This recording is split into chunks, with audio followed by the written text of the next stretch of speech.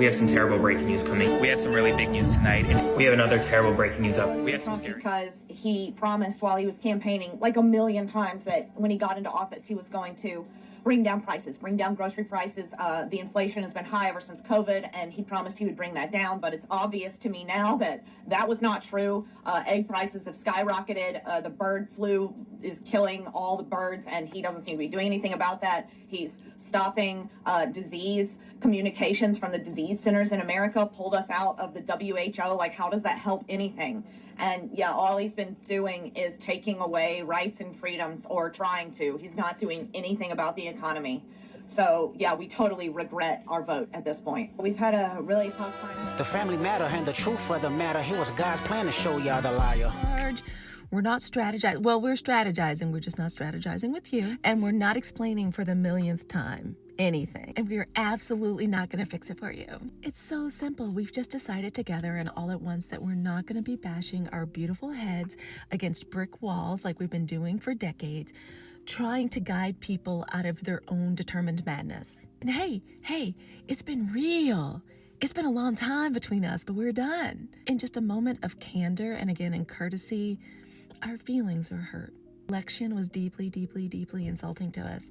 So the greatest courtesy that you could extend us at this time would be to respect our collective decision to be left alone and in pursuit of our own peace of mind and in contemplation of our own future prosperity.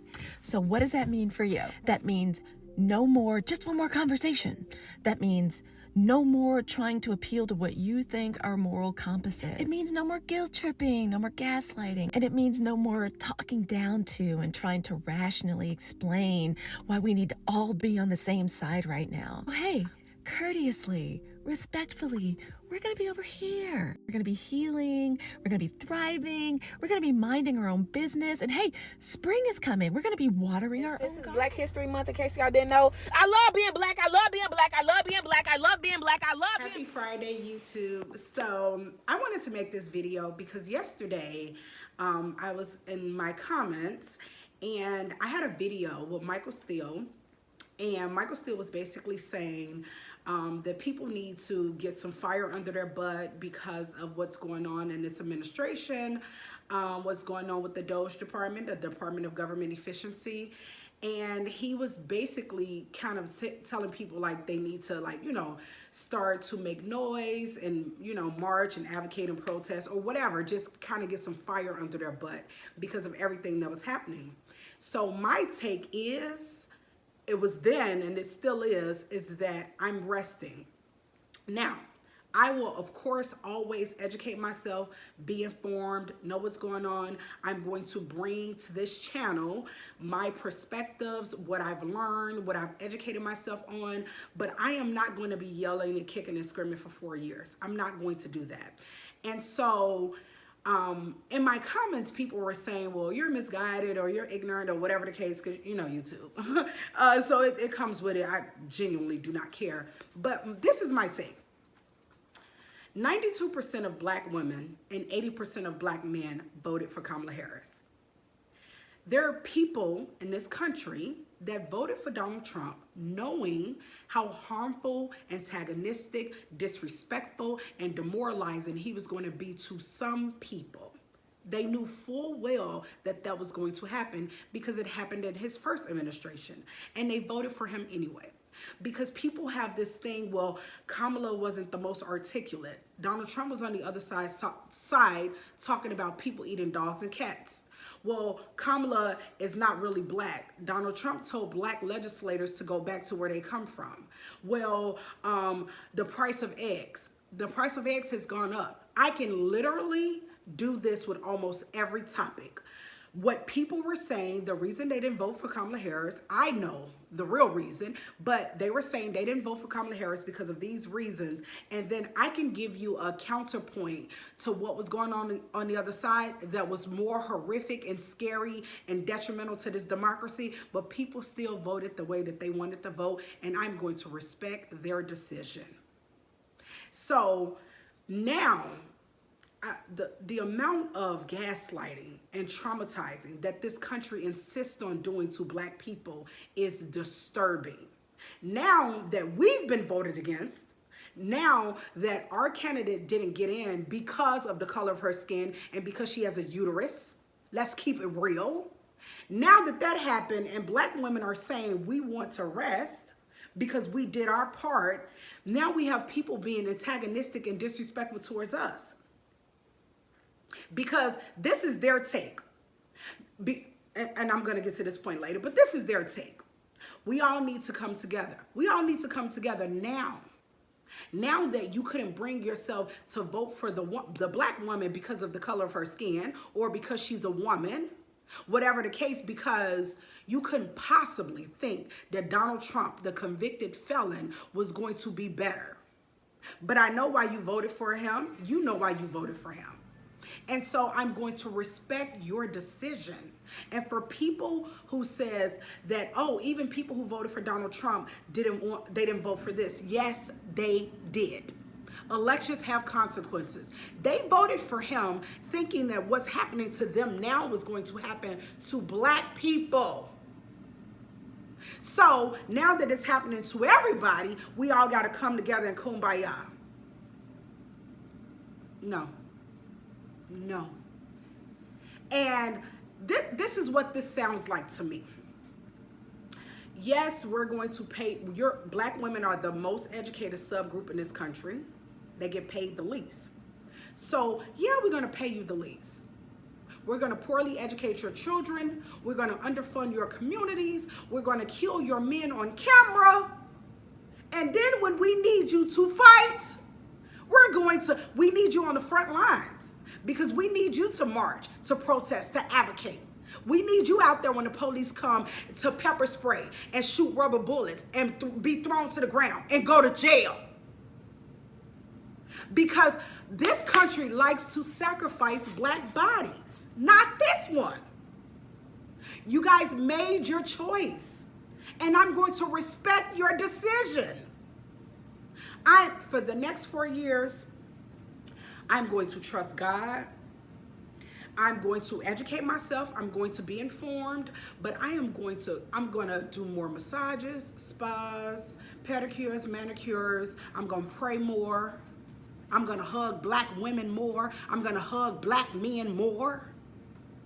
But thinking that you're going to tap me on the shoulder to come fight and join forces and join hands after you intentionally and deliberately voted against my self-interest?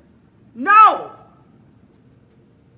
And I'm very, very, very unapologetic about that.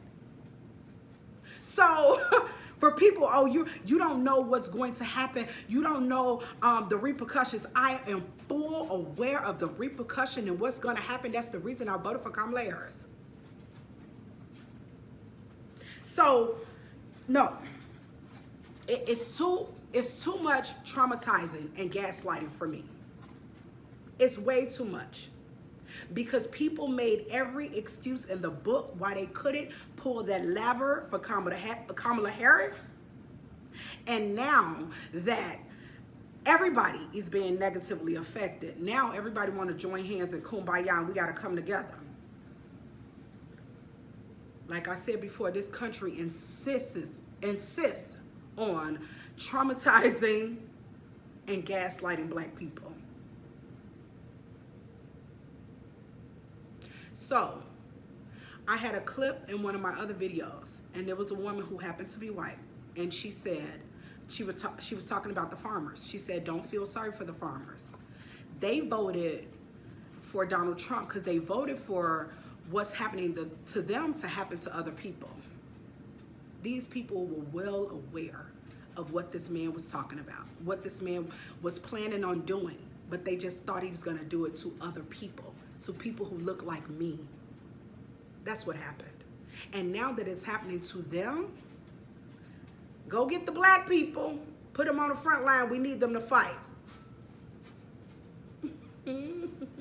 That's what it sounded like to me. Yes, we're going to vote against your self-interest. Yeah, of course. We're going to do really horrible things to you, treat you really bad, you're DEI, you're stupid, you don't deserve anything, all of these things. But when shit hit the fan, go get the black people. We need them to be on the front lines. So they could be the one that's been rubber bullets being shot at them and thrown to the ground and thrown in jail. Go get them. Go get our foot soldiers. Not this one. Not this one. So, when I say I am excruciatingly unapologetic about my stance, I'm not changing it. I don't care how many comments people make. I'm going to tell you something about me. I got in trouble my whole childhood for being hard-headed. Because once I say something and I believe in something, I'm standing on it. And I don't care who think differently. I'm not telling nobody not to advocate, protest, march. Do what you want to do. Do what you feel is necessary. But as for me, I'm going to hug black people more. I'm going to love black people more. I'm going to give black people more grace. I'm going to take care of myself. I'm going to get closer to God. I'm going to continue on my weight loss journey. I'm going to invest in me because I did my part. And this country decided differently. And that's fine.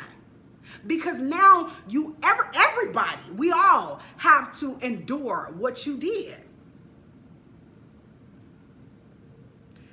So, that's my take.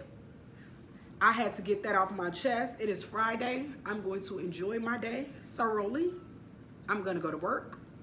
I'm going to be at peace at work. I'm going to get off work. I'm going to go and get me a seafood boil. I'm going to come in the house. I'm going to play with my dogs. I'm going to sit in front of my fireplace, and I'm going to watch Harlem, the show on Prime with Megan Good, and I'm going to mind my black ass business because I did my part. So, that's that. Happy Friday.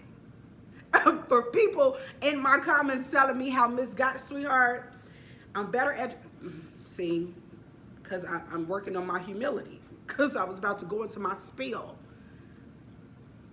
I'm very educated. I'm very aware. I'm very politically engaged, but I'm also tired. I'm tired of fighting and advocating and pushing for a country that never does it for me.